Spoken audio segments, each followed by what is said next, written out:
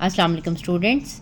आज हम पढ़ेंगे माइनर और को फैक्टर के बारे में। तो पहले हम माइनर को देख लेते हैं कि माइनर क्या होता है। Let us consider a square matrix of order n. फ़र्ज़ करें कोई भी हमारे पास स्क्वायर मैट्रिक्स है एन ऑर्डर की। Then minor of an element a i j. फिर किसी भी ए आई जे एलिमेंट का माइनर का क्या मतलब है, उसको हम डिनोट करते हैं एम आई जे के साथ। जिस तरह से यानी M12 है, ये इसके एलिमेंट्स हैं। ये जो एलिमेंट है, पहला इसका रो नंबर को शो कर रहा होता है, दूसरा इसके कॉलम नंबर को शो कर रहा है। किसी भी नंबर का हम कह सकते हैं, सपोज ऐसे कहें A23 का माइनर निकालें, तो A23 के जो माइनर होगा इसको M23 कहेंगे। ये A12 का माइनर है M12, ठीक है। इसको MIJ के साथ डिनोट किया जाता है और ये बनेगा कैसे, determinant found by deleting the ith row and the gth column. तो वो जो यहाँ पे जो नंबर होगा उसकी जो रो होगी वो रो, और जो उसका कॉलम होगा वो कॉलम डिलीट करके बाकी जो मैट्रिक्स बनेगा उसका हम जो है डिटर्मिनेंट निकालेंगे। जैसे अगर हमारे पास फर्स्ट करेंगे, हमारे पास ए मैट्रिक्स है, इसकी एंट्रीज हैं A11 A12 A13 A21 A22 A23 A31 A32 A33। ये जो पहले लिखे हुए इनके रो नंबर हैं, जो दूसरे लिखे हुए वो कॉलम नंबर है। अगर आपसे कहें कि A12 का माइनर निकालें या M12 निकालें, तो इसका क्या मतलब है कि हमने ये फर्स्ट रो, ये 1-2 कहा है तो 1 का मतलब है फर्स्ट रो और सेकंड कॉलम हमने डिलीट करना है। ये और ये हमने डिलीट कर दिया। जो एलिमेंट कहेंगे वही उसमें उसके वाली रो भी का आपने कैंसिल कर देनी है, उसके वाला कॉलम भी आपने कैंसिल कर देना। बाकी जो एलिमेंट्स बचेंगे, ये हमारे पास एलिमेंट्स बचे ये दो और ये वाले दो, इनका हमने डिटर्मिनेंट निकाल लेना है, तो ये इसका माइनर कहलाएगा। यानी अगर मैं आपको कोई नंबर्स लेके बता देती हूँ, अगर हमारे पास एक डिटर्मिनेंट की फॉर्म में दे दिया जाए या मैट्रिक्स की फॉर्म में, ठीक है, ए मैट्रिक्स लिखा हो या एक डिटर्मिनेंट लिखा हो, दोनों में से वो आपसे माइनर पूछ सकते हैं। अगर यहाँ पे है 0 1 0 -1 2 3 4 -2 5 और -3, आपसे कहते हैं 3 का माइनर निकालें। अब देखें 3 यहाँ पे है, तो अगर 3 का माइनर निकालने के लिए कहेंगे तो ये हम रो भी छोड़ लेंगे और ये हम कॉलम भी छोड़ लेंगे, और ये हमने सेकंड रो और सेकंड कॉलम स्किप किया है, इसको M22 कहेंगे। और हम ये निकालेंगे कैसे कि जो बाकी एलिमेंट बचे हैं इसको हमने लिख लेना है और इसका हमने डिटर्मिनेंट निकाल लेना है। डिटर्मिनेंट आपको पता है, निकालने के लिए हम इन दोनों नंबर्स को मल्टीप्लाई करते हैं। 1 को -3 के साथ दरमियान में माइनस लगाएंगे और इन दोनों नंबर्स को मल्टीप्लाई करेंगे। -1 को मल्टीप्लाई करेंगे -2 के साथ। इसके बाद आपने सिंप्लीफाई कर लेना है तो आंसर आ जाएगा। ये -5 आ गया। ये 3 माइनस की वजह से दरमियान में माइनस है। ये इस तरह से हम जो है माइनर निकाल लेंगे। अब हम बात करेंगे को फैक्टर की। नेक्स्ट है cofactor of an element. The cofactor of an element AIJ of a square matrix A denoted by AIJ is defined by AIJ -1 की पावर I + J और MIJ। यानी ये MIJ माइनर ही है। अगर यानी किसी भी, जैसे हमने किसी एलिमेंट का को फैक्टर निकाला था, बिल्कुल इसी माइनर निकाला था, बिल्कुल इसी तरह से को फैक्टर भी हम निकालेंगे। डिफरेंस क्या है, अगर मैट्रिक्स का नाम A हो तो AIJ कह लेंगे, अगर B हो तो BIJ निकालेंगे। सपोज जैसे M22 मैंने इसमें से निकाल के दिया, अगर A22 कहते तो फिर हम क्या करते हैं, -1⁻² + 2 लगाएंगे, साथ में यही वाला माइनर M22 लगा देते। अब ये -1 की पावर 2 + 2 4 हो जाएगी। M22 का आंसर था -5। अब ये -1 की पावर 4 है तो ये पॉजिटिव हो जाएगी। अगर ये ऑड होता तो फिर ये नेगेटिव ही रहता। तो 1 × -5 तो आंसर आ जाएगा -5। इससे क्या फ़र्क पड़ेगा, को फैक्टर से या तो सेम वही आ जाता है जो कि माइनर का आंसर है, या फिर उसकी सिंबल चेंज हो जाती है। क्योंकि अगर ये ऑड बन जाए पावर तो फिर आंसर चेंज हो जाएगा, उसका सिंबल चेंज हो जाएगा। अगर पावर इवन आ जाए तो फिर जो आंसर जो है वो माइनर का था वही आंसर को फैक्टर का होगा, ठीक है। उसी तरह से आपने जो पूछा है माइनर पूछा था, जिस तरह से को फैक्टर पूछेंगे तो वही रो और वो कॉलम डिलीट करने के बाद जो रिमेनिंग एलिमेंट्स हैं उनका हमने डिटर्मिनेंट फाइंड आउट करना है। तो अब इसके बाद हम डेफिनेशन पढ़ेंगे डिटर्मिनेंट की। ये 2 × 2 का तो बहुत सिंपल सा डिटर्मिनेंट है। अगर इन दोनों को मल्टीप्लाई करते हैं, माइनस करते हैं, इन दोनों को मल्टीप्लाई करते हैं। अभी हमने ऑर्डर 3 का जो डिटर्मिनेंट है वो फाइंड आउट करना सीखना है। नेक्स्ट है determinant of square matrix of order n equal to 3। अब आपने थर्ड ऑर्डर का अगर स्क्वायर मैट्रिक्स है उसका डिटर्मिनेंट निकालना हो तो कैसे निकालेंगे? अगर यही थर्ड ऑर्डर का होगा तो जो है ज़ाहिर है इसी टाइप का हमारा मैट्रिक्स होगा। अगर हमने इसका डिटर्मिनेंट निकालना होगा, डिटर्मिनेंट के लिए बाहर लाइंस जो हैं वो लगाते हैं। इसके लिए हम पहला एलिमेंट लिखते हैं A11, फिर हम A11 का जो है माइनर साथ में लिखेंगे M11, यानी यही रो छोड़नी है और ये कॉलम छोड़ना है, बाकी जो एलिमेंट्स बचेंगे उनका हमने डिटर्मिनेंट निकालना है। इसके बाद हम यहाँ पे माइनस लगाएंगे और साथ में जो है हम लगाएंगे, हम पहली रो से भी निकाल सकते हैं और पहले कॉलम से भी निकाल सकते हैं, ये आपकी अपनी मर्ज़ी है। A12 अगर आपने फर्स्ट रो यूज़ की है तो ये मैं दूसरा एलिमेंट लिखेंगे और इसका माइनर लगाएंगे M12, फिर ये थर्ड एलिमेंट लिखेंगे प्लस में A13 और साथ में आ जाएगा M13। ठीक है, पहला पॉजिटिव दूसरा नेगेटिव और फिर पॉजिटिव। अगर हम माइनर नहीं लगाएंगे तो यहाँ पे को फैक्टर हम लगाएंगे, फिर हम सारे प्लस प्लस में लगाएंगे क्योंकि ऑटोमेटिकली जब ये वाला को फैक्टर लगेंगे 1 + 2 पावर जो है 3 नेगेटिव होने की वजह से यहाँ पे माइनस आ जाएगा। ठीक है, तो आपने एक पॉजिटिव एक नेगेटिव एक पॉजिटिव और एक नेगेटिव टर्म इस तरह से लगाती जानी होती है। फर्स्ट कॉलम से भी हम निकाल सकते हैं और फर्स्ट रो से भी निकाल सकते हैं। ये मैंने फर्स्ट रो से लिखा है, अगर हम फर्स्ट कॉलम से लिखना चाहें तो हम ऐसे भी लिख सकते हैं A11 और M11, फिर इसके बाद ये वाला एलिमेंट लिखेंगे -A21 और फिर M21 और फिर ये थर्ड इसका एलिमेंट लिखेंगे A31 और M31। ठीक है, ये फर्स्ट रो से निकाला, ये फर्स्ट कॉलम से निकाला। आप किसी भी रो या किसी भी कॉलम से निकाल सकते हैं। जनरली हम फर्स्ट कॉलम या फर्स्ट रो ही यूज़ करते हैं, तो आपने जिस तरह से आदत बना लेनी है। अगर हमेशा रो वाला करना है तो हमेशा फर्स्ट रो से ही करें, और अगर आपने फर्स्ट कॉलम से करना है तो हमेशा फर्स्ट कॉलम से ही करें। दोनों से आंसर जो है वो सेम ही आएगा। ठीक है, अब हम एग्ज़ाम्पल कर लेते हैं तो वो आपको अच्छे से मज़ीद समझ आ जाएगी। एग्जाम्पल नंबर 4 है इवेल्यूएट द डिटर्मिनेंट। हमें ए मैट्रिक्स दिया हुआ है थर्ड ऑर्डर का, हमने इसका डिटर्मिनेंट निकालना है। जब हमने डिटर्मिनेंट निकाला है तब हमने बाहर लाइंस लगानी है और इधर मैट्रिक्स के बाहर भी ये ब्रैकेट ख़त्म करके तो हमने लाइंस लगा देनी है। -2 3 -3 फिर 3 1 एंड 2।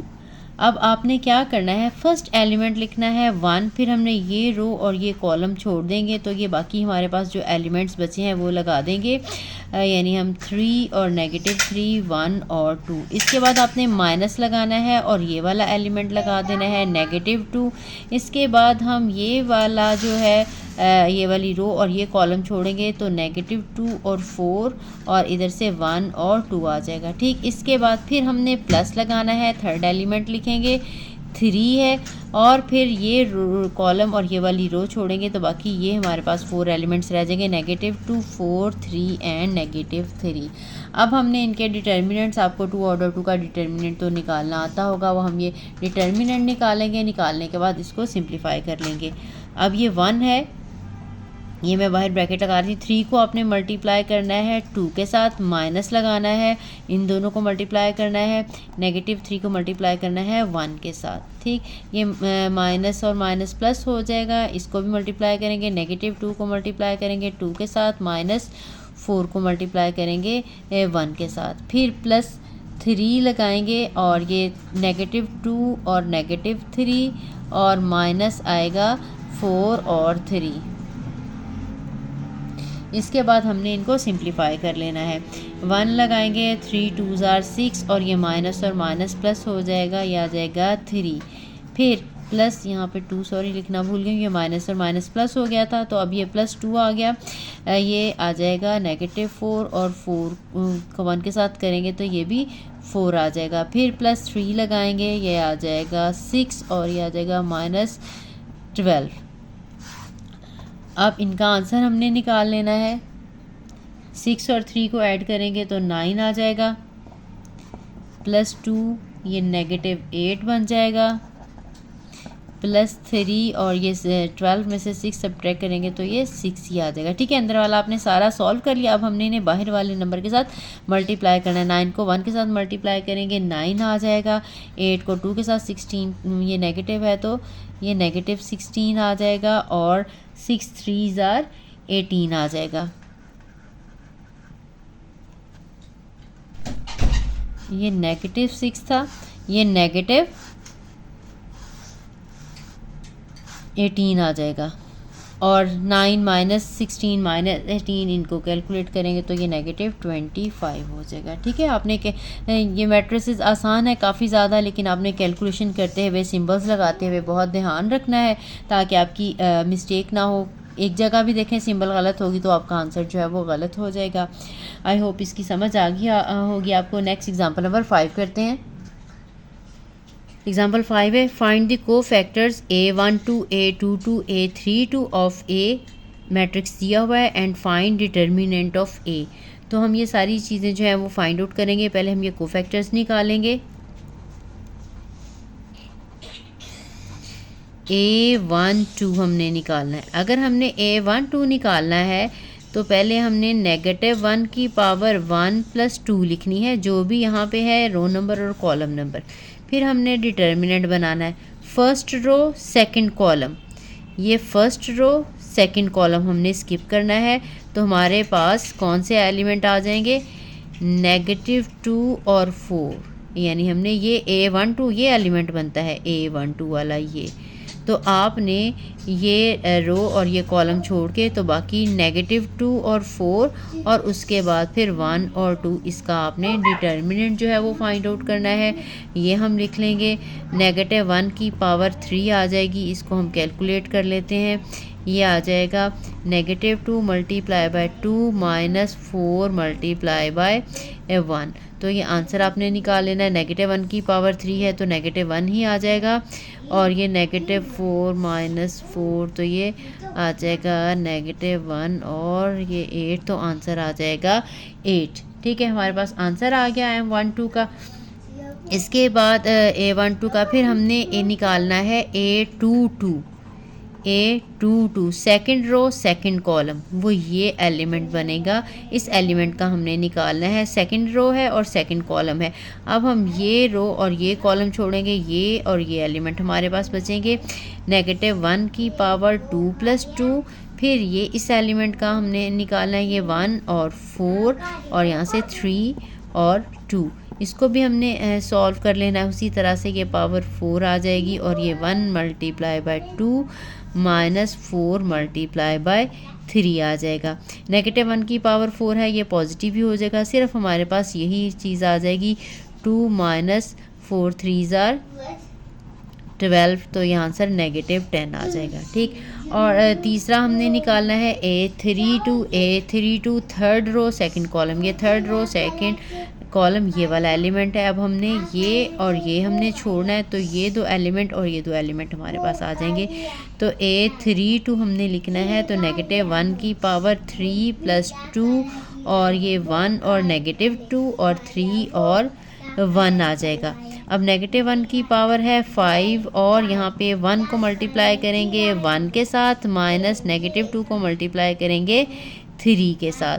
अब ये -1 है, पावर ऑड है तो ये -1 ही रहेगी। इनको मल्टीप्लाई करेंगे आ जाएगा 1 और माइनस प्लस आ जाएगा 6, तो आंसर आ जाएगा -1 और ये 7, तो आंसर -7 आ जाएगा। ठीक है, अब हमने ये तीनों को फैक्टर्स जो हैं वो निकाल लिए हैं।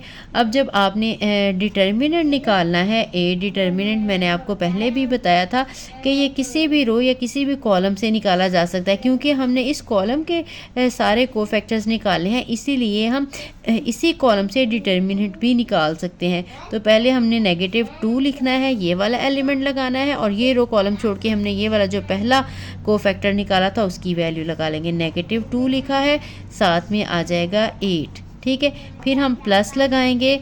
इसके बाद ये दूसरा एलिमेंट 3 लिखेंगे और A22 का जो हमारा को फैक्टर का आंसर था -10 ये लगा देंगे।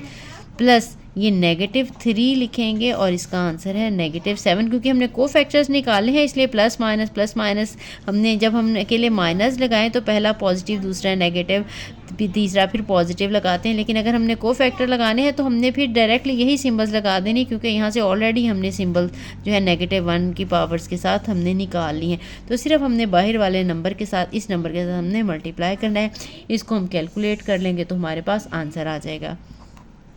ये -16 आ जाएगा, ये -30 आ जाएगा और ये +21 आ जाएगा। इनको हम जब सॉल्व करेंगे तो ये आंसर -25 आ जाएगा। यही हमारा रिक्वायर्ड आंसर है। आई होप आपको इसकी अच्छे से समझ आ गई होगी। इसके बाद फिर हम मिलते हैं नेक्स्ट वीडियो में। इसमें हम प्रॉपर्टीज़ करेंगे मैट्रिसेस की और डिटर्मिनेंट की। तो जिसको वीडियो अच्छी लगी हो तो लाइक ज़रूर करें, अच्छा सा कमेंट करें और अगर चैनल को सब्सक्राइब नहीं किया तो चैनल को सब्सक्राइब कर दें। अल्लाह हाफ़िज़।